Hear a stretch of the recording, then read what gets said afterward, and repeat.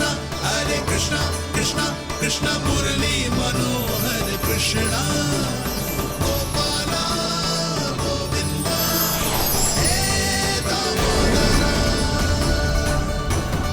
भाग्य,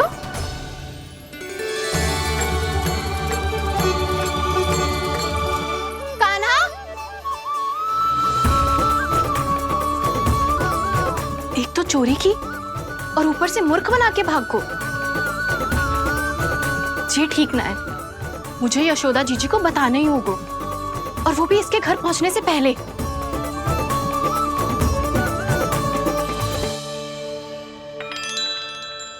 अरे पल्लू मत खींच, तनिक रुक जा, दे रही हूँ, पूजा तो करने दे।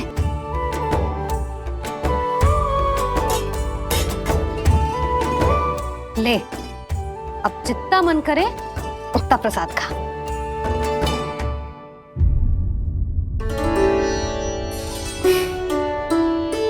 या तो मैं सच्ची बावली हो गई हूँ कि मुझे हर समय कान्हा दिखता रहता है, या फिर मेरा लल्ला कुछ अधिक ही विशेष है कि मेरे साथ ना होके भी सदैव अपनी मैया के साथ ही रहता है।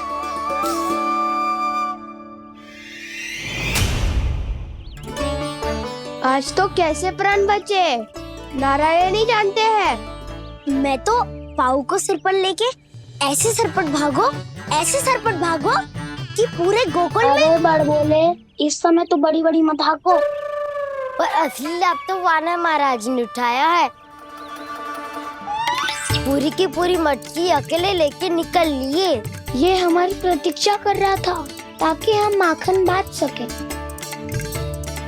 हमारे साथ ना दाऊ, उनके साथ।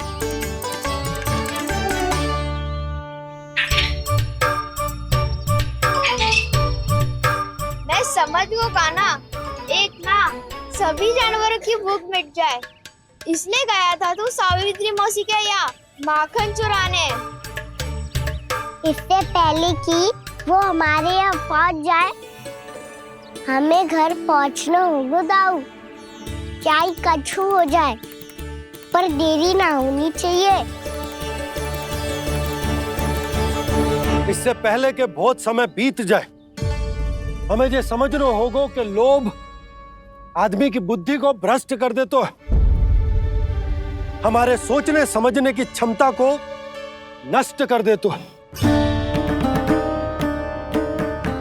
बहुत समय पहले की बात, एक साधु था, वो सुनसान घने जंगल में रहकर साधना करता था। ब्रह्म ज्ञान को प्राप्त करने ही वाला था कि अचानक से एक दिन उसे एक सुनहरी बिल्ली दिखाई थी। उसने उसे देखो तो सोचो कि ये तो बहुत सुंदर है, इसे तो मेरे पास रहना चाहिए, और उसने उस बिल्ली को अपने पास रख लिया। फिर उसने सोचो कि इसे तो दूध की आवश्यकता होगी और उसके लिए गाय की, तो उसने एक गाय भी रख ली। अब गाय को चारे की आवश्यकता होगी और चारे के लिए भूमि की। नारायण की कृपा से भूमि का प्रबंध भी हो गया। अब भूमि को जोतनो है, चारा उगानो है, चारा काटनो है और उसे गाय को खिलानो है। गाय को खिला के उसे दूध निकालनो है और दूध निकाल के बिल्ली को पिलानो है। कार्य बढ़ गो। अब उसे लगो कि सहायता के लिए 2 जोड़ी हाथ और होने चाहिए, तो उसने विवाह भी कर लियो।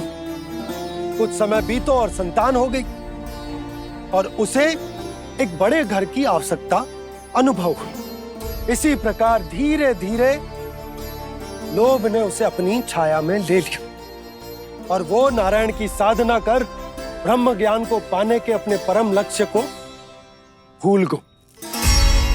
फिर अनेक वर्ष बीतने के पश्चात उसकी अपने गुरु से भेंट हुई। पहले तो उन्होंने उसे पहचाना नहीं, और पहचानो तो उनने कही कि एक बार, बस एक बार अपने कर्तव्य से भटका था तू, और देख कैसे देखते ही देखते लोभ के जंजाल में गहरे ही गहरे धंसता चला गया। सोचो, कहीं उस व्यापारी को धन के लोभ में अपना वचन देकर आप सब भी यही भूल तो ना करने जा रहे। परिवार, घर द्वार, भोजन, सुख शांति जीने के लिए आवश्यक ये सब कुछ तो है आपके पास। इसीलिए मुझे चिंता हो रही कि जिस प्रकार उस साधु ने ब्रह्म ज्ञान प्राप्ति का अवसर गवा दिया था, आप सब भी इस लोभ में आकर अपना सुख चैन ना गवा दो।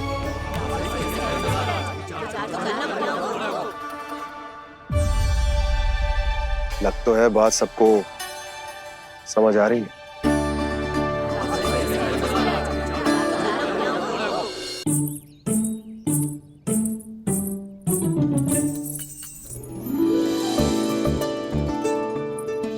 भाभी आसानी से ना मिलने देंगी कान्हा से, पर उसे देखे बिना रहा भी तो ना जा रहे हो मुझसे। कहाँ है वो? मुझ पे बहुत क्रोध है उन्हें। इतने शीघ्र शांत ना होगा, उन्हें मनाना तो पड़ेगा ताकि मैं नंद भवन में फिर से बिना किसी रोक टोक के आ जा सकूं। पर क्या बोलूं, कैसे मनाऊं उन्हें?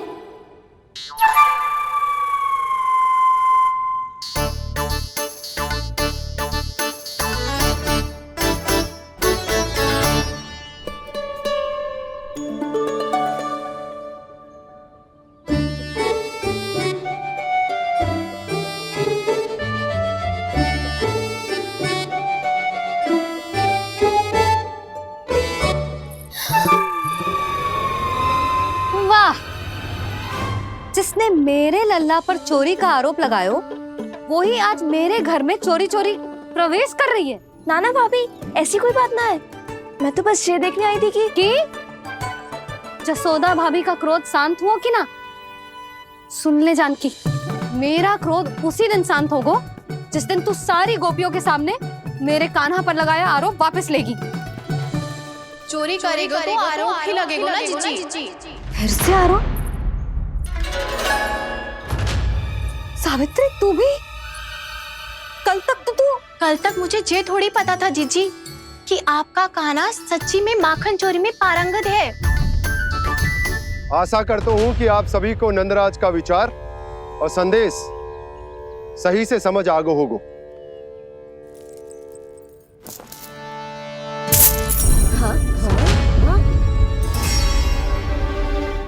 सिक्कों की खनक बता रही है कि पोटली कितनी भारी है। एक ही दिन में कितनों धन पा गई जे। हमें भी इससे अधिक धन अर्जित करना होगा, तभी तो हम अपने उज्जवल का भविष्य उज्जवल कर पाएंगे। पहली बार कछु बुद्धि की बात की है तूने। नंदराज, हमारे मन में आपका बहुत सम्मान है, पर हम जो करना चाह रहे हैं वो लोभ ना है, वो तो विकास है। हाँ नंदराज, हम अपना और अपने संतानों का भला बुरा सोचे बिना कब तक अपना जीवन इस प्रकार जीते रहेंगे? फिर पिछले 4 वर्षों से हमने आपको कर भी तो ना दियो है। मुझे तो लगता है कि नंदराज की बातों पर शांति से सोच विचार के बाद ही कुछ निर्णय लेना चाहिए। ऐसा मौका बार बार ना तो नहीं, हमें सोच विचार कर निर्णय लेना है सबने।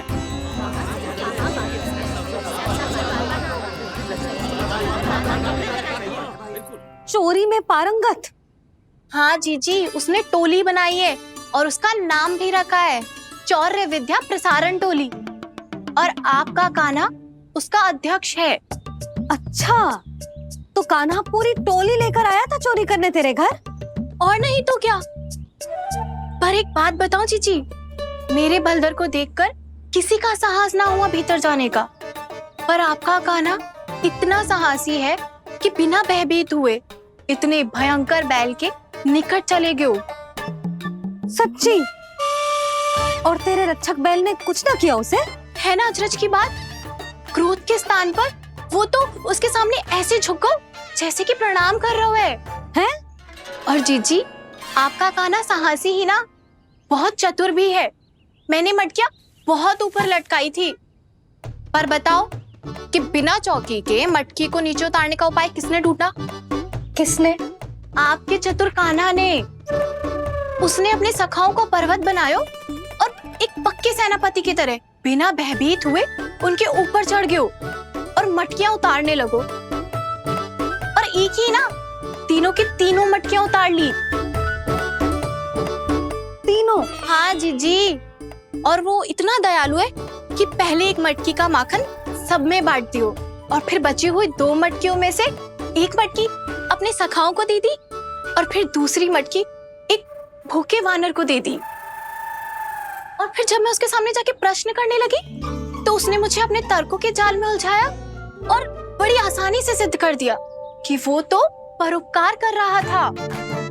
मैं तो देखती ही रह गई और शब्द तो ऐसे झड़ते हैं मुंह से जैसे कि फूल। रुक जा सावित्री, पहले तू ये निर्णय ले ले कि तू मेरे लल्ला का गुणगान करने आई है कि उसकी निंदा करने। निंदा करने ही आई हूँ जीजी। जानकी सत्य कह रही थी, आपका कान्हा माखन चोर ही है और बलराम के साथ भागा था। बलराम क्यों? वो तो साक्षात गरुड़ देव की पीठ पे बैठ के उड़ के आयो है, तभी तो तुझसे बहुत पहले आके यहाँ बैठ गओ ना। आ देख ले, आजा। देखो कैसे बैठ के सब पहरा दे रहे हैं कि कोई पंछी अनाज ना चुगले, और तुम दोनों व्यर्थ में इन सब पर दोष लगा रही हो। कान्हा के निकट जाने का प्रयास भी मत ही करना। पहले मेरे लल्ला पर आरोप लगाती हो, फिर उससे मिलना भी चाहती हो।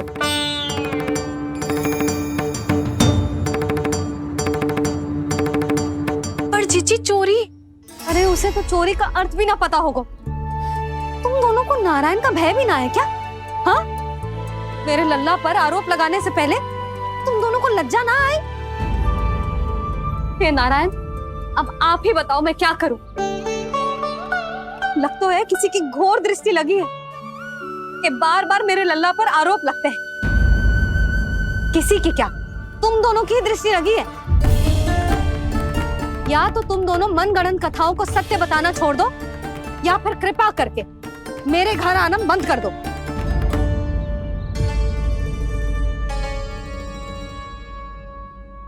अब दोनों मुंह क्या ताक रही हो?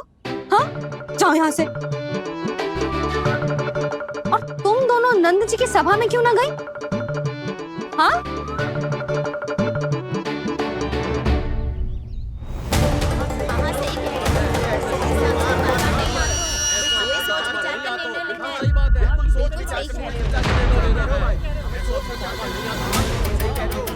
जी कौन? पहले तो कभी ना देखो इसे।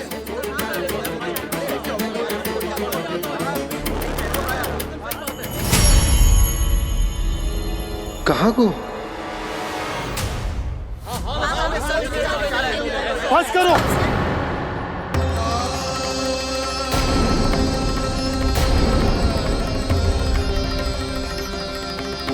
मेरी आंखों के सामने मैं गोकुल में इस तरह फूट पड़ते ना देख सकता।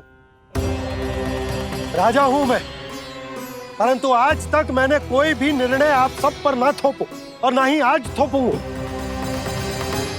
मुझे पता है आप सबके पास कल सूर्यास्त तक को समय, इसीलिए मेरी विनती है कि आप घर जाकर रात्रि को इस बात पर पुनः विचार अवश्य कीजिएगा।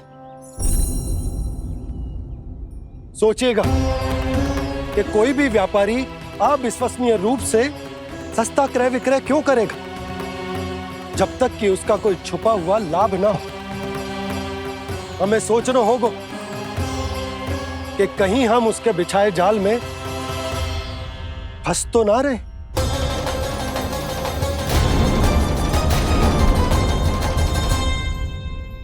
बच गए भैया, जैसे तैसे ही सही, पर समय से पहले पहुंच ही गए हो।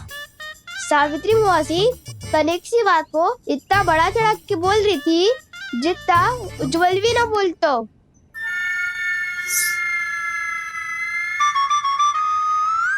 वैसे आनंद तो बहुत आयो, सच्ची। हाँ, बेहतर लगा तो माखन भी तो मिला और परोपकार भी होगा। बता कान्हा, और किसके घर जाना है अब? आज ही तो हमें शिक्षा मिली है, इतनी शीघ्र भूल गए तुम सब। लोग के चक्कर में पड़ोगे तो फंसोगे। लोग के चक्कर में पड़ोगे तो फंसोगे।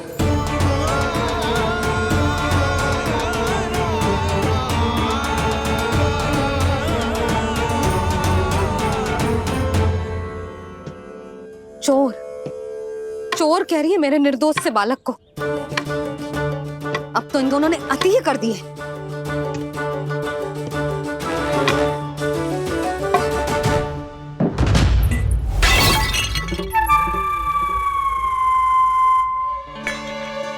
से भी अभी फूटना था। वैसे ही मैं इतनी चिंतित हूँ। कैसे समझाऊं इन गांव वालों को?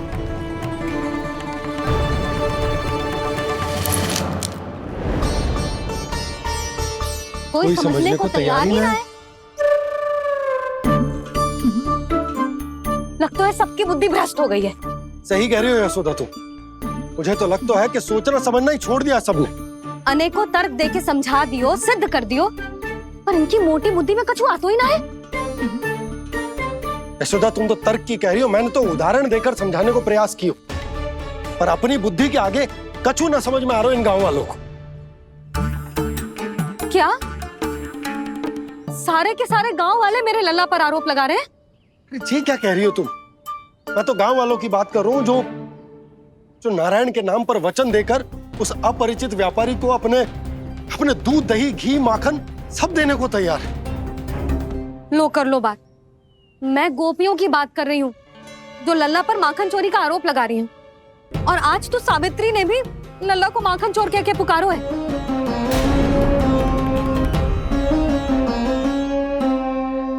सावधान यशोदा, कहीं बड़ा होकर माखन चोर ना बन जाइए। अच्छा, ये सब आप छोड़ो। स्त्रियों की बात है, मैं संभाल लूंगी। आप ये बताओ सभा में क्या हुआ? गोकुल में फूट पड़ गई यशोदा, लोभ की फूट।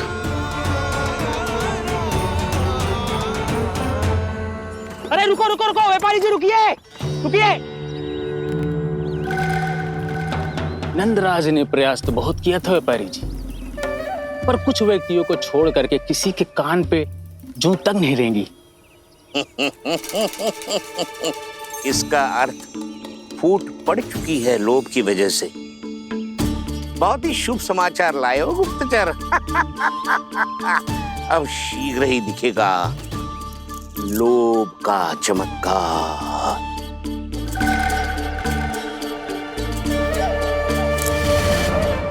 लोभ से बचने को जो पाठ हम कान्हा को पढ़ा रहे थे ना, आज वही पाठ मैं इन गांव वालों को समझाने में असमर्थ रहा। आप चिंता मत ही करो जी, धीरे धीरे सब ठीक हो जाएगा। तब तक बहुत देर हो जाएगी यशोदा। ये गोकुलवासी मेरे अपने, उन्हें अपनी आंखों के सामने मैं भूल करते ना देख सकता। वो सुलक्षणा, वो उस व्यापारी के प्रभाव में आ गए, और शंकरी मौसी और सुमति भी सुलक्षणा के मार्ग पर ही चल रही। कान खोल के सुन ले बहू, आज से घर में दूध पीनो बंद, दही खानो बंद, और माखन तो बिल्कुल न खानो। पर मैया, पर किंतु परंतु कुछ ना सुननो मुझे। सुलक्षणा की जैसे धनवान बननो है कि ना?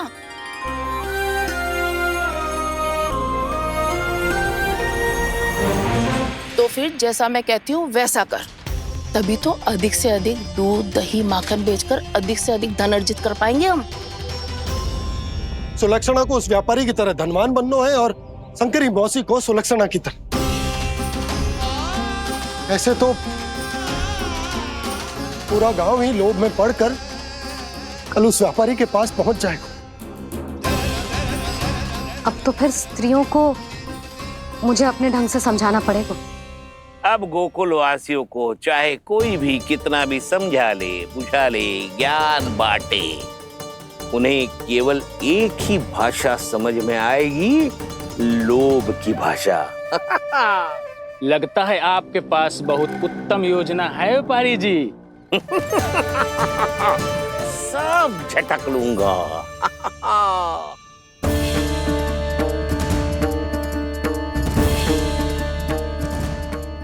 आपको क्या लगता है प्रभु, मैया के समझाने से गोपियां समझेंगी?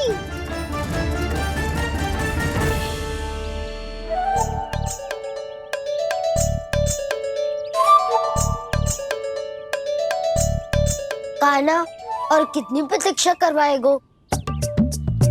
अब बता भी दे, माखन चुराने किसके घर जाना है? इतना आसान ना है निर्णय करना।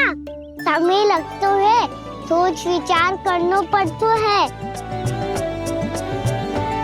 पर ये निर्णय किया कैसे जाए पता है मुझे। लगता है ये निर्णय करना पड़ेगा कि बचना कैसे है।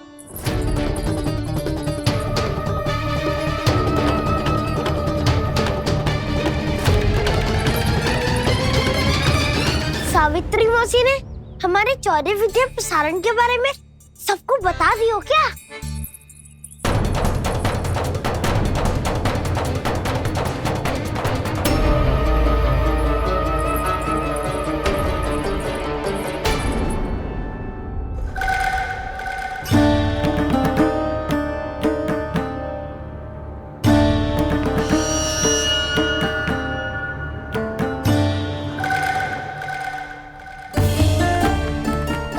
शीघ्र आओ, छोटी माँ बुला रही है।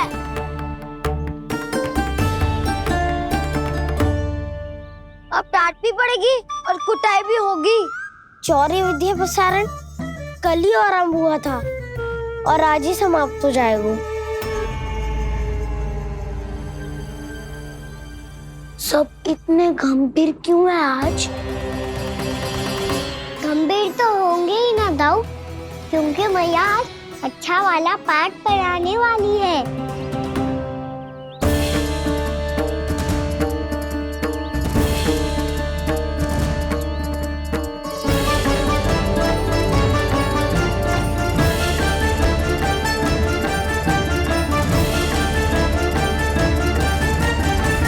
तुम दोनों चलो आओ बैठ जाओ।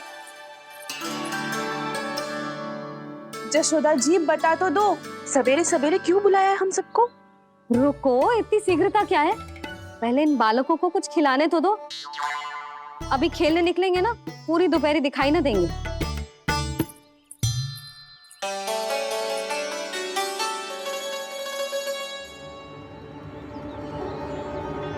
मैया देखो ना, कैसे अपने आभूषणों का दिखावा कर रही है जो सुलोचना। चिंता मत कर बहू, शीघ्र ही हम इससे अधिक आभूषण और इससे अधिक उत्तम वस्त्र पहन के घूमेंगे। ये देखो तुम दोनों के लिए क्या बनाओ है मैंने। पूरे गोकुल में प्रसिद्ध मेरे पेड़े। चलो लो। यशोदा, ये तो बहुत सारे हैं। हाँ जशोदा जी, इतने सारे तो मैं भी ना खा पाऊं। क्यों दृष्टि लगा रही हो सुलक्षणा? बढ़ती आयु के बालक हैं, खाने दो इन्हें। तुम सब कछु मत सुनना, जी भर के खाओ। देखा ना?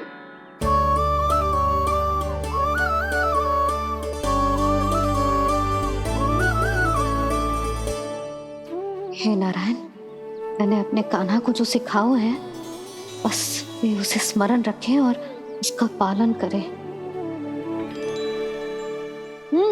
ले और ले ले ले।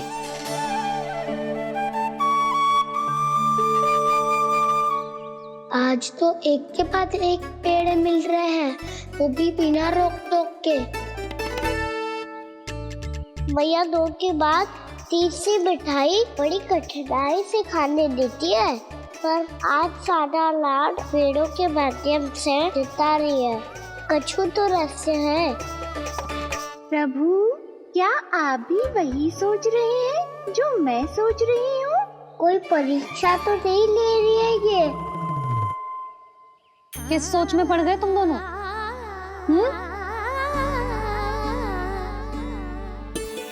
खाओ ना। जब तक पेट और मन दोनों ना भर जाए तब तक खाओ। बस यशोदा, इतना पर्याप्त है। अरे ना जिज्जी, घर के शुद्ध मावा और गुड़ के बने, कितना भी खा ले कोई हानि ना होगी। लो और लो।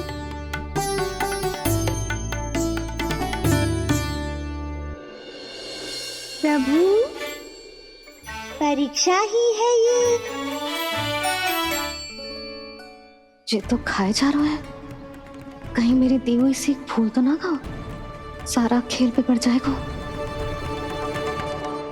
सदैव स्मरण रखियो लल्ला, लोग बहुत भयानक होते हैं, बहुत भयंकर।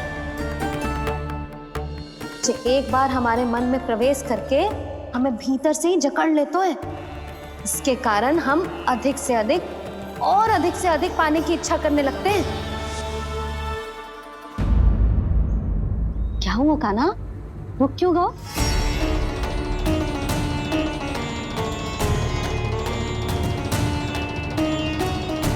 आपने तो सिखाया था मैया, जितनी आवश्यकता हो उतना ही लेना चाहिए, लोभ कभी ना करना चाहिए।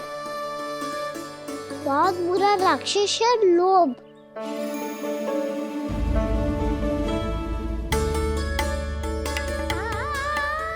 बुरा और खाने में कोई बुराई ना है कान्हा, ले ले।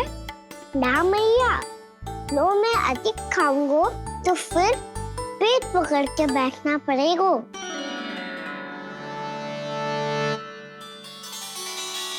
हाँ, मेरा भी पेट भर गया। कान्हा सही कह रहा है छोटी माँ, लोग बहुत भयानक राक्षस है। जो भी लोग के चक्कर में पड़ेगो वो बहुत बुरा फंसेगो। अच्छा जाओ, जाके खेलो तुम दोनों। मैया, ये पेड़ अपने सखाओं के लिए भी ले जाऊं मैं? हाँ लल्ला, ले जा, अवश्य।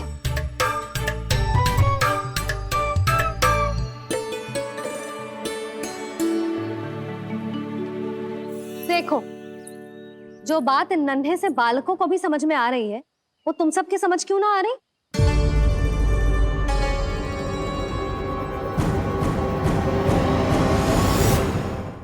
क्या समझाना चाहती हो जशोदा जी, तनिक खुल के बोलो। जब बसंता खाने के बाद भी हलवा खाने का हट करतो है तो उसे मना क्यों करती है? इसीलिए ना, ताकि स्वाद के लोभ में उसका स्वास्थ्य ना बिगड़ जाए।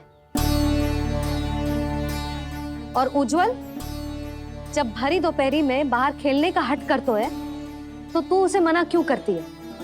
इसीलिए ना कि खेल के लोभ में उसे लू ना लग जाए। हाँ, और पुराण पढ़ना तो अच्छी बात है ना। तो श्रीदामा जब रात में दीप के प्रकाश में पुराण की कथाएं पढ़ना चाहते है तो क्यों मना करती है उसे, बता। ताकि कथाओं के लोभ में उसकी दृष्टि खराब ना हो जाए जीजी। तो इसका अर्थ तो यही है ना कि लोभ चाहे पेड़ों का हो, चाहे पुराण की कथाओं का हो, या फिर अधिक धन अर्जित करने का हो, लोभ सदैव हानिकारक ही होते हैं।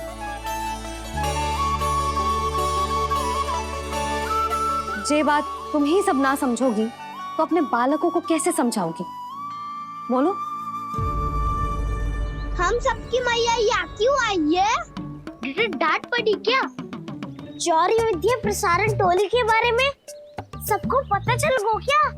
चिंता के चने चबाना छोड़ो और ये पेड़े खाओ। भीतर और भी गंभीर समस्या पे चर्चा चल रही है। कैसी समस्या? लोग की भयानक राक्षस की समस्या। व्यापारी जी, नंद जी ने कल सभा बुलाई थी और आज रानी यशोदा जी ने सारी स्त्रियों को अपने घर पे बुलाया है। तो आपको नहीं लगता कि हमें कुछ करना चाहिए? करना तो चाहिए गुप्तचर। सबसे पहले हमें हाट जाकर गोकुल वासियों की प्रतीक्षा करनी चाहिए। सूर्यास्त से पहले वो सारे मूर्ख वहां आने वाले हैं, मेरे सामने नारायण के नाम का प्रण लेने। उन्हें चाहे कोई भी कितना भी समझा ले बुझा ले, उससे कोई अंतर नहीं पड़ेगा गुप्तचर। हमारा वास्तविक धन क्या है? दूध, घी, दही, माखन, यही ना? हाँ, तो श्री नारायण की कृपा से तो हमारे पास इसकी कोई कमी ही ना है। तो हम सब तो पहले से ही धनवान हुए ना। तो फिर जे गोधन अपने परिवार और संतान में बांटने के बाद जो भी बचतो है वो तो हाट पे बिखी जातो है ना। तो फिर मथुरा के किसी अपरिचित व्यापारी के साथ माथा फोड़ने की क्या आवश्यकता है? जशोदा जी, हम आपकी और नंदराज की चिंता समझते, पर इसकी कोई आवश्यकता ना है। कुछ उल्टा सीधा नहीं करेंगे हम। विश्वास रखो यशोदा, हम जो कुछ करेंगे समझदारी से करेंगे। लोभ में आके कोई निर्णय नहीं लेंगे हम लोग, है ना? हाँ। अच्छा, अब चलती हूँ। बुलावे की सूचना पाके सब कार्य ऐसे ही छोड़कर आ गई थी।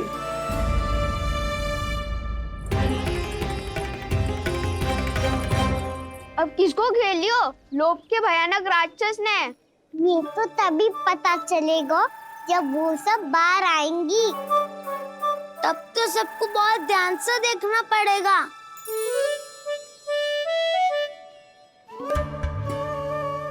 देखना तो पड़ेगा दाऊ, तभी तो पता चलेगा माखन चुराने किसके यहाँ जाना है। नाना,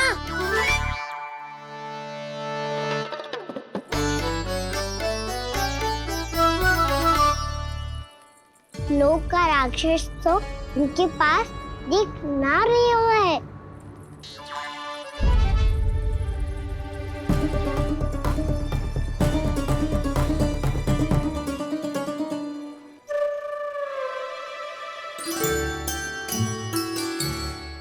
नारायण का बहुत बहुत धन्यवाद। कान्हा, मेरी मैया को घेर रहे है क्या उस राक्षस ने? यशोदा भाभी और नंद भैया कितने चिंतित थे ना। पक्का कछु न कछु कारण तो अवश्य होगा। हाँ, मुझे भी सच लग रहा है कि धनवान बनने के चक्कर में मैं तनिक ज्यादा ही लोभ में पड़ गई थी।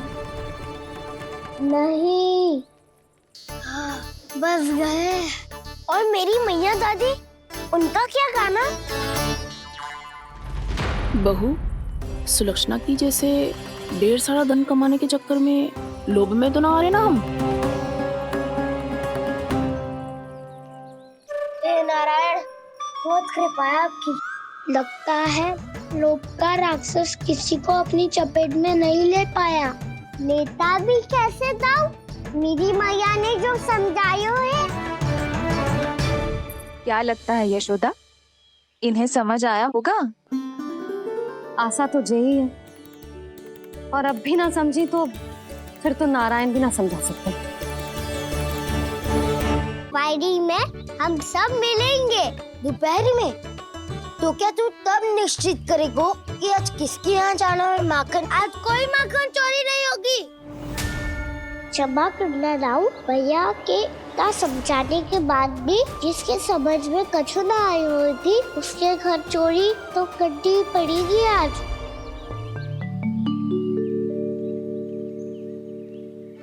व्यापारी जी, सारी स्त्रियां एक साथ यहीं आ रही हैं।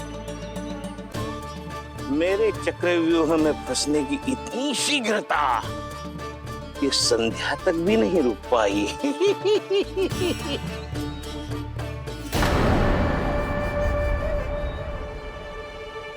पर ये आपके तरफ ध्यान क्यों नहीं दे रही हैं? लगता है गोकुल की रानी ने इनको पाठ पढ़ा ही दिया। अब आपको ही कुछ करना होगा व्यापारी जी।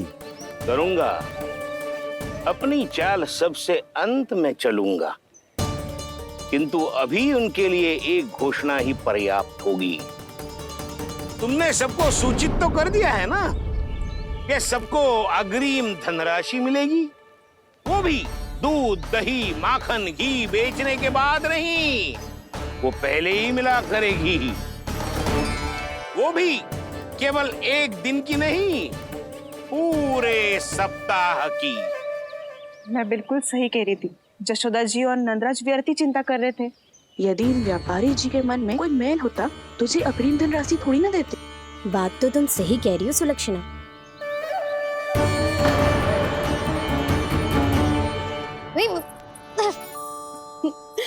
कितनी शरारत करते है तू? काजल लगाने दे मुझे। भैया, पहले मुकुट लगाओ ना।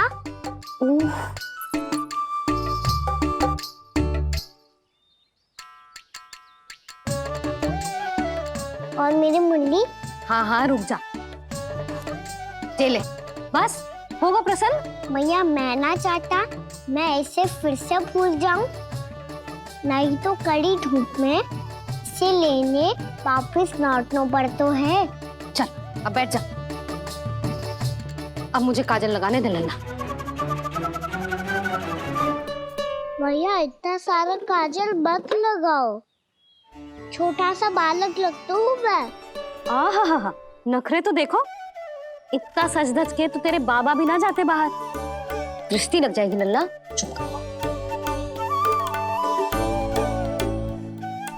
उनको तो आ सकता ही ना है मैया, वो तो गोकुल के राजा है। वैसे भी मुझे भी कम मत समझो, मैं भी राजा हूँ अपनी टोली का। कौन सी टोली? अपनी।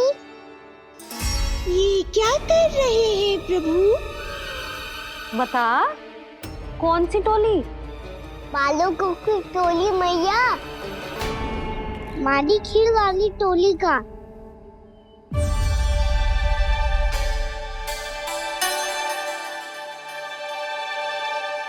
क्या हुआ जी? देखो जी, आप इतनी चिंता मत ही करो। आप गोकुल के राजा हो और जे बालकों की टोली का राजा है,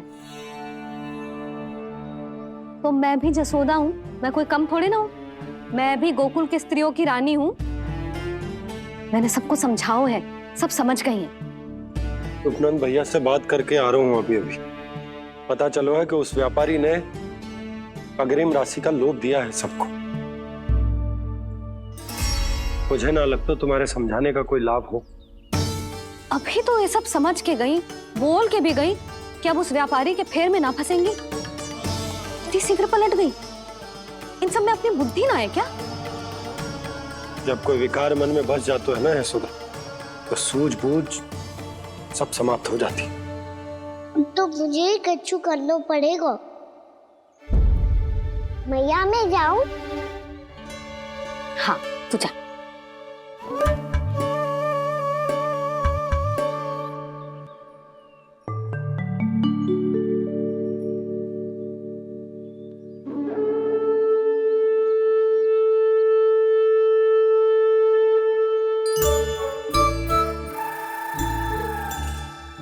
बहुत बड़ी समस्या हो गई है सखाओ।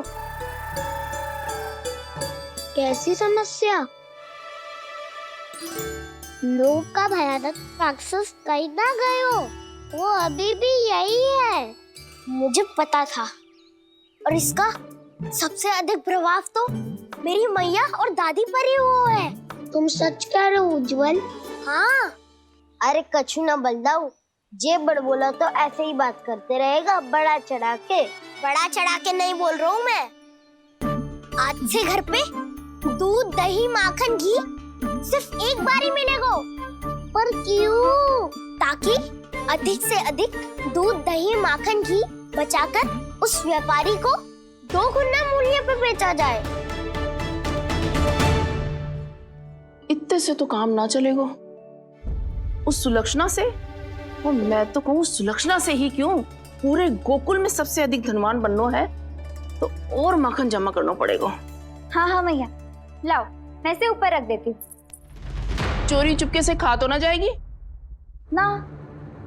तेरी घबराहट बता रही है कि घर से निकलने से पहले तूने थोड़ो माखन तो खाया है। सच्ची बोल। ना ना मैया, मैं क्यों माखन खाऊंगी? मैं भी तेरी मैया हूँ लाली, माप के रखो तो मैंने।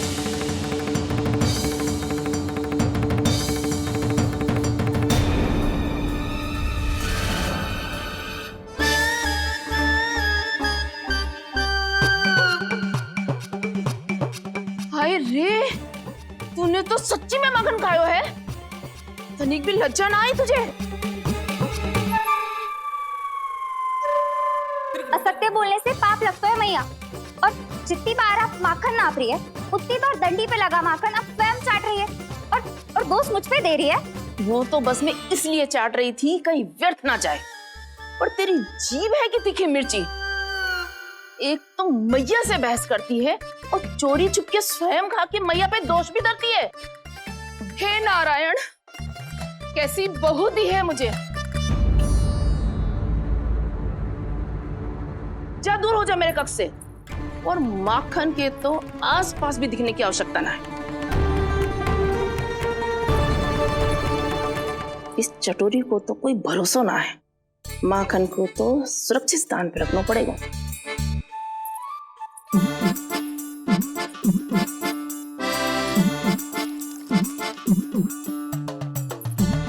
यदि बहू ने अब मटकी उतारने को प्रयास किया तो अचानक पानी गिर जाएगा और घबरा के वो चिल्लाएगी और मुझे पता पड़ जाएगा। मैया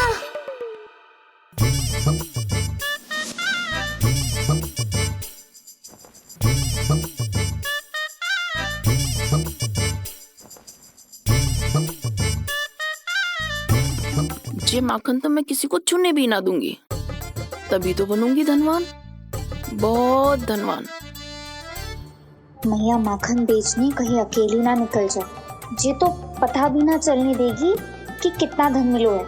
इन्हें अकेली धनवान ना बनने दूंगी मैं भी बनूंगी धनवान, बहुत धनवान। पहले तो जब चाहे तब भरपूर माखन खा सकता था, पर अब दोनों तो ऐसे संभाल के रखती हैं कि जैसे माखन की मटकी ना स्वप्न का कलश हो। मेरे यहाँ भी ऐसा ही हो रहा है। नारायण का बहुत बहुत धन्यवाद। नंजी और जशोदा जी की बातों में आने से पहले ही सत्य का पता चल गया।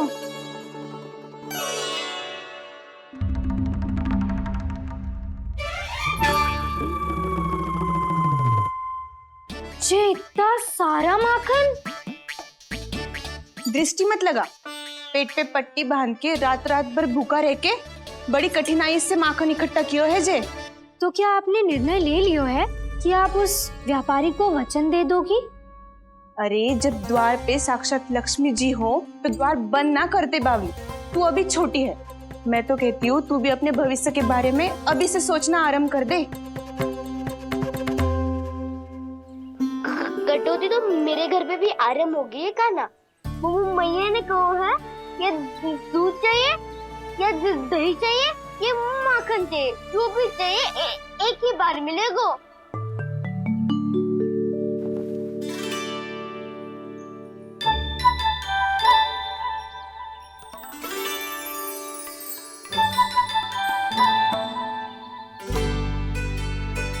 तब हमारी टोली को ही कुछ करना पड़ेगा। तुम सबको तुम्हारा अधिकार मिले, ये हमारा कर्तव्य है।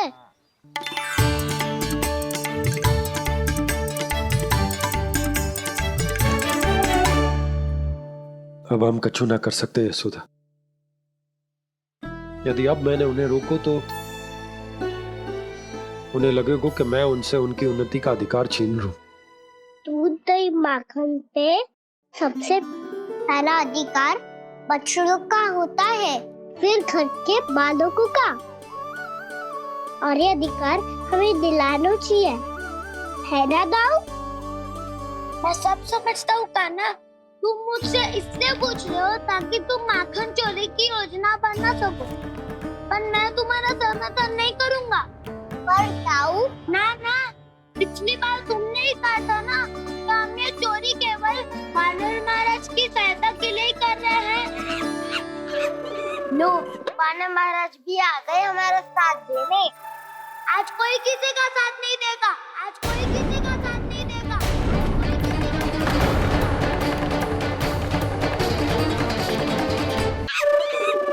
लो, वानर महाराज भी आ गए हमारा साथ देने।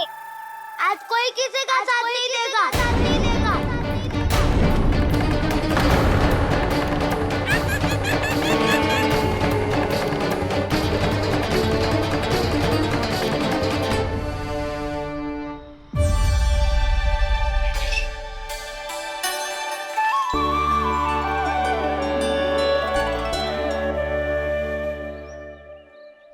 उस दिन इनकी भूख मिटाने में आपने साथ दिया था ना, तो है ये उसी लिए धन्यवाद देने आए हैं।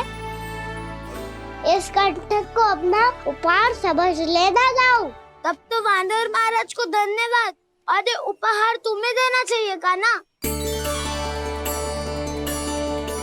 और हाँ, इससे मेरा निर्णय नहीं बदलेगा। आप नए मित्रों की सहायता कर सकते हो, अपनी पुरानी मित्रों की सहायता ना करोगे दाऊ। तुम सत्यवादी हो, सत्य कहो मधुमंगल, क्या करना चाहिए? अनैतिक कारण से चोरी करना अधर्म है, पर बात किसी के अधिकार की हो तो चुप रहना भी उचित ना है। ठीक है, मैं तुम सबके साथ हूँ।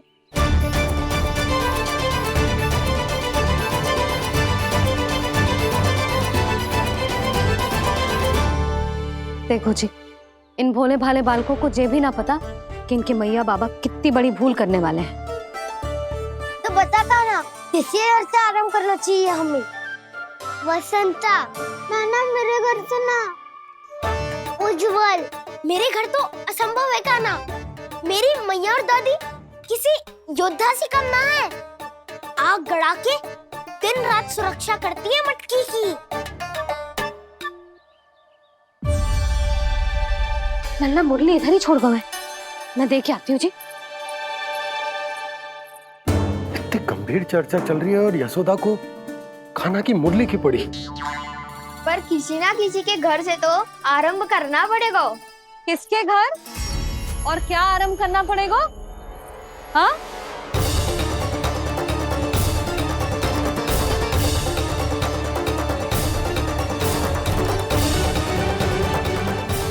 बोल मधुमंगल। सत्यवादी से मत पूछो भैया, ये तो सारा रहस्य खोल के रख देगा।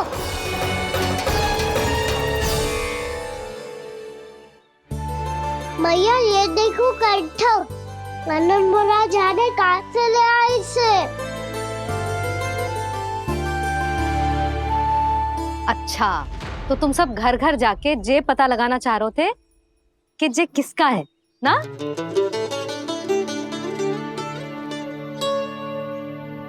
स्वर्ण का तो ना लग रहा है, पर हाँ, किसी की वस्तु है तो उसे लौटाना तो पड़ेगा ही। मैं बताती हूँ तुम सबको किसके किसके घर जानो है। यहाँ से निकलते ही पहला घर आएगा सरजू का, फिर आएगा बिरजू का घर, फिर दीक्षा, फिर राम प्यारी और फिर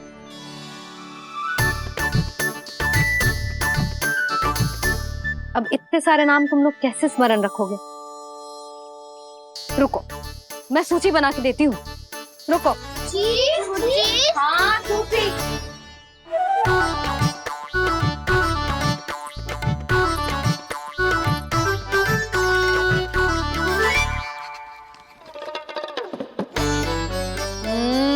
व्यवधान मत ही डालो, किसी का नाम भूल गई तो? जाने अनजाने ताई जी भी शौर्य विद्या प्रसारण टोली की सदस्य बन गई है आज।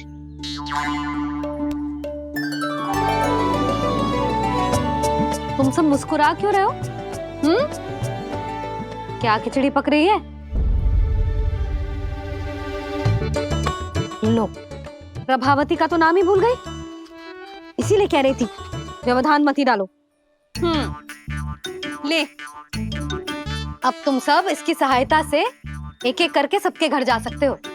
आप तो अच्छी हो मैया, चलो चले।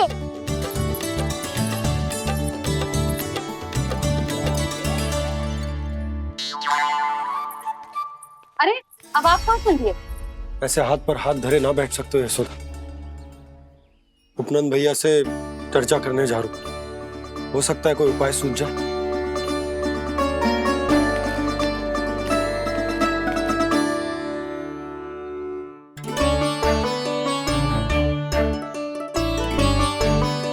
खाना बताना, सबसे पहले किसका घर लिखो है?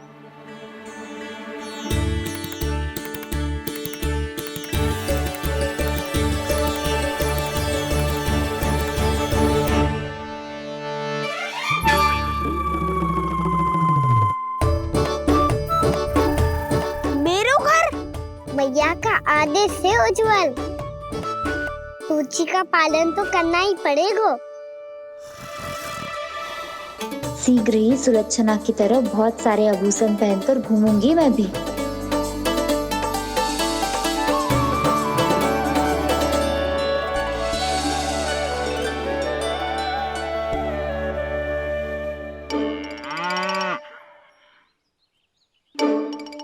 अब क्या हुआ काना?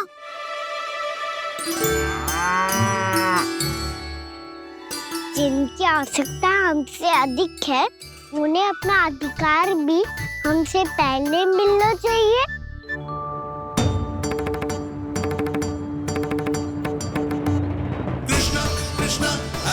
कृष्णा कृष्णा कृष्णा मुरली मनोहर कृष्णा गोपाला गोविंदा हे दामोदरा कृष्णा कृष्णा हरे कृष्णा कृष्णा कृष्णा मुरली मनोहर कृष्णा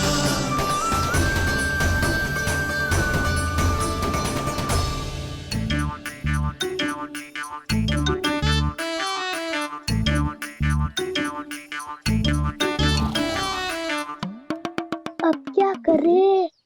मम्मी कही थी ना, दो पैरी है, चोरी करना असंभव है। किसी को छूने भी ना दूंगी मैं माखन।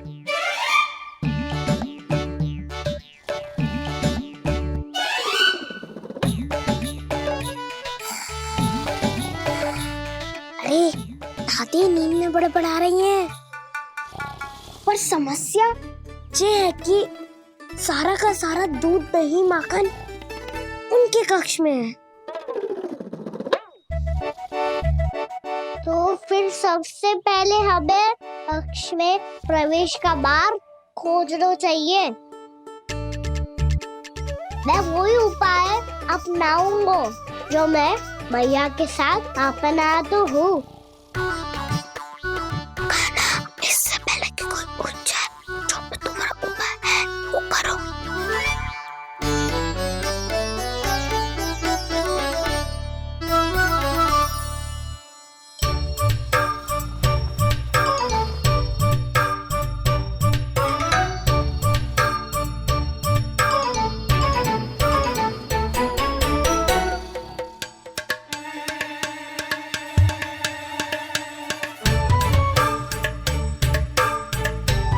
इससे क्या होगा?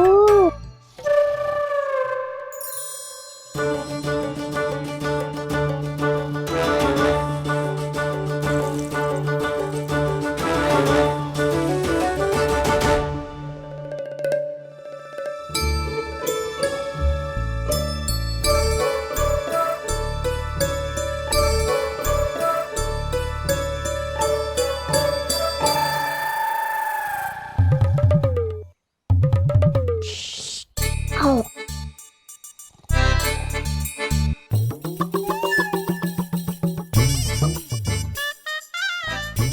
अरे चल ना।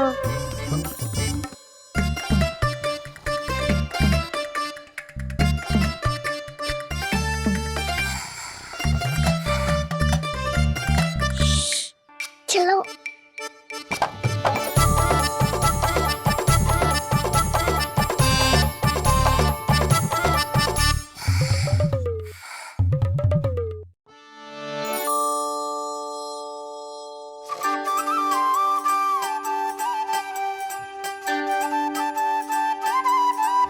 बड़े सौभाग्य उसने है पाए, कान्हा जिस घर से माखन चुराए, सूरी डोली को माखन खिलाए, बड़ा नटखट है नंद किशोर। भोला भाला कान्हा है माखन का चोर, अरे भोला भाला कान्हा है माखन का चोर।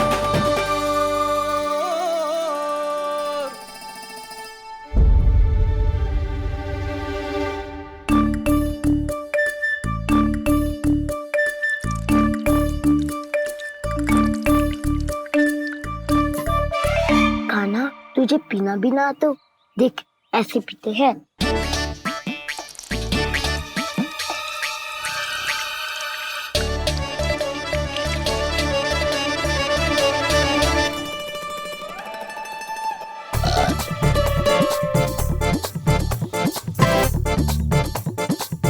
दूध दही माखन सब समाप्त। पर पेट तो तभी भरेगो जब माखन मिलेगो। पर माखन है कहाँ?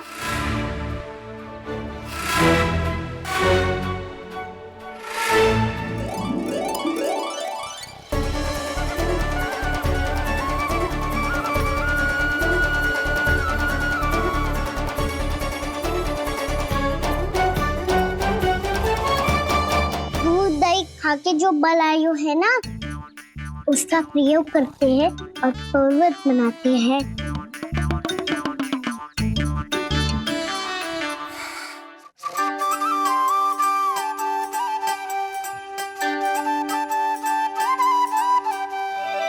ना ध्वनि कोई हो ना पता कुछ लगे, आए चुपके से ग्वालों की टोली। चाहे कितना बचाओ छिपाओ कहीं, सारा मक्खन ये कर जाए खाली।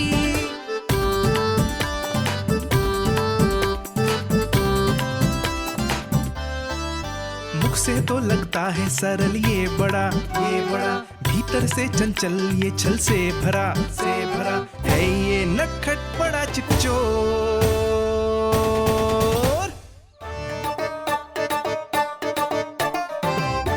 कोई हाथ भी मत लगाइयो मेरे माखन को। बहुत सारा धन अर्जित करूंगी मैं, बहुत सारा।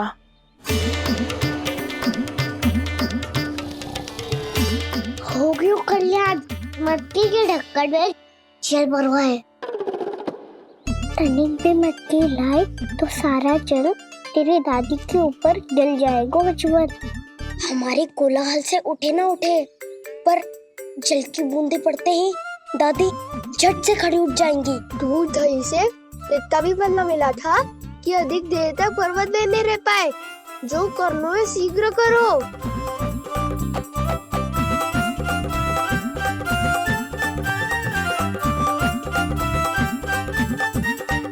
वसंता पूजा करते कमल का फूल लिया। उज्ज्वल की दादी प्रतिदिन चढ़ाती है लक्ष्मी नारायण को। नाना मैना आएगो तो पकड़े जाएंगे। फिर क्या दशा होगी हमारी? कान्हा, तुझे कैसे पता कि मेरी दादी प्रतिदिन कमल का फूल चढ़ाती है? फिर से फंस गो। ये तो ना बोल सकतो, मैं ही नारायण हूँ, मुझे ही चढ़ाती है ना वो। मैं नहीं बताया। आरती करो और पर्वत संभालो। दादी उठ गई तो बहुत बड़ी समस्या हो जाएगी।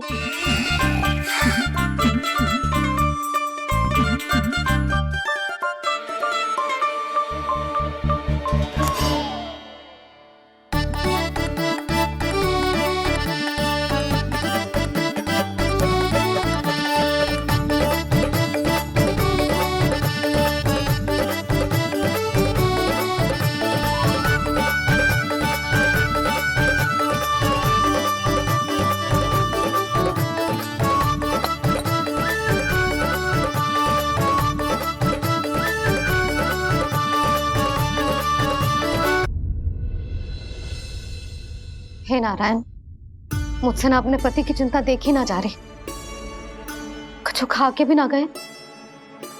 अब आप ही संभालो अपने गोकुल वासियों को। हाँ, नहीं तो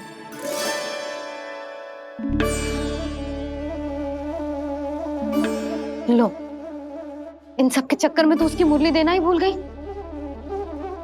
अब जो इतनी कड़ी धूप में वापस लौटे, इससे अच्छा मैं ही देके आती हूँ।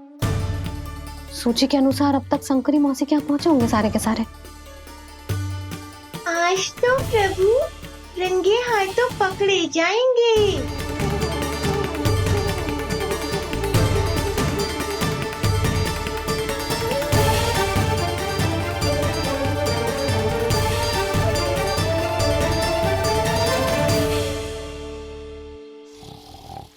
9 मटकी तो उठ ही ना रही है। अधिक देर तक जे पर्वत ना सक पाएगो। यहाँ से माखन निकाल के दे दूंगी।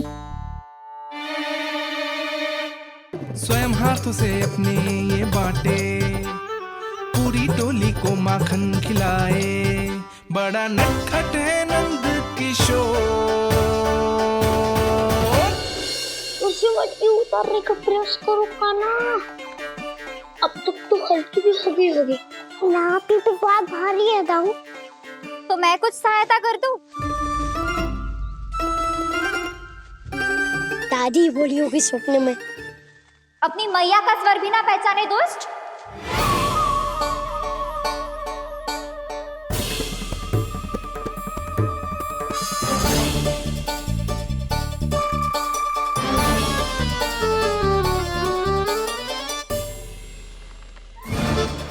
पूरे फंसे।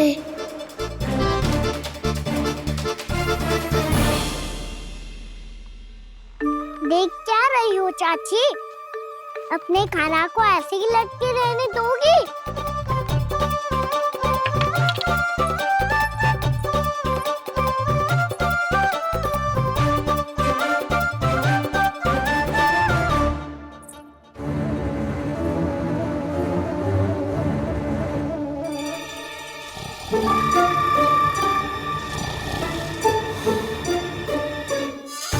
अरे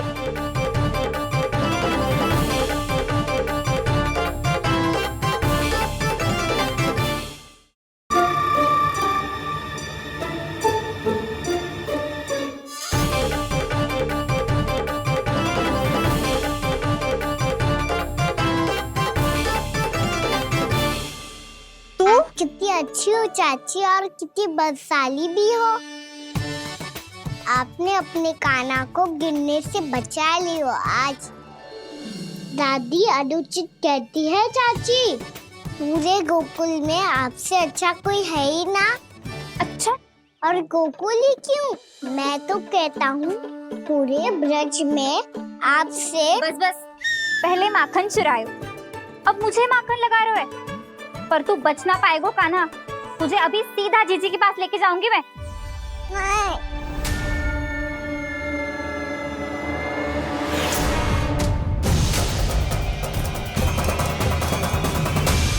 चाची, आप जानकी और सावित्री मौसी जैसे मुझ पर आरोप लगा रही हो।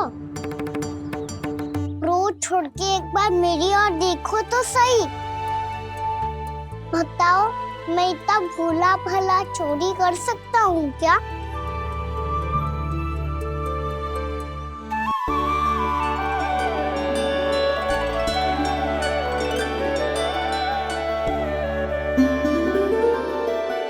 मैं तो बस उज्जवल की सहायता कर रहा था चाची। उसने कही थी कि उसको आजकल माखन ना मिल तो बस इसलिए। मुझे क्यों फंसा रहे हो ना?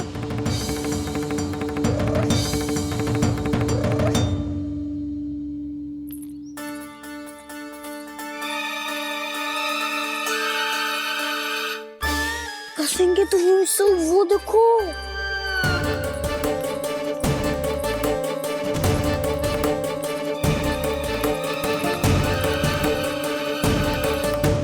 आप दोनों सो रहे थे ना चाची, इसीलिए विवश सोकर हमें अपने आप माखन निकालना पड़ो। अरे अरे, रो मत कान्हा, मैं तुझे डांट नहीं रही थी। चल बस चुप हो जा।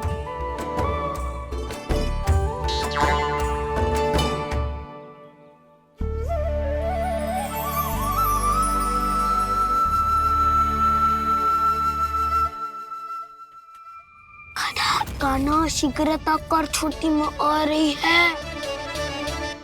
वो माखन का पात्र जो सदैव आप मेरे लिए छुपा के रखती हो, वो मुझे नहीं दोगे चाची? माखन के उस पात्र के बारे में इसे कैसे पता चला? ना दोगी तो मैं जा रहा हूँ मैं। अच्छा रुको, मैं अभी लाती हूँ।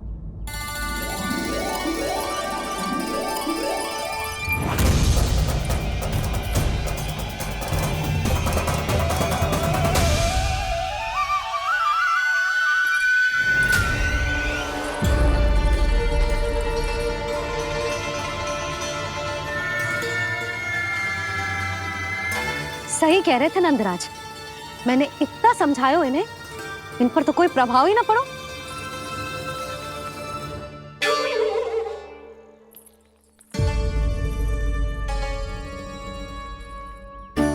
प्रभावती भी लगता तो इन सब ने ना निर्णय ले लियो है।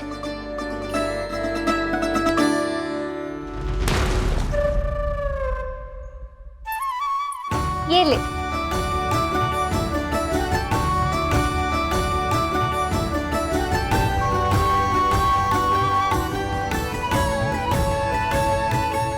अब मैं जाऊं?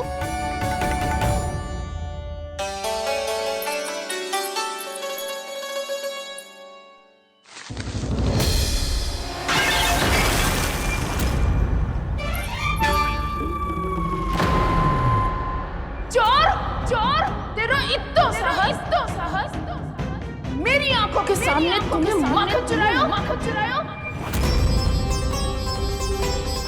कान्हा, कान्हा,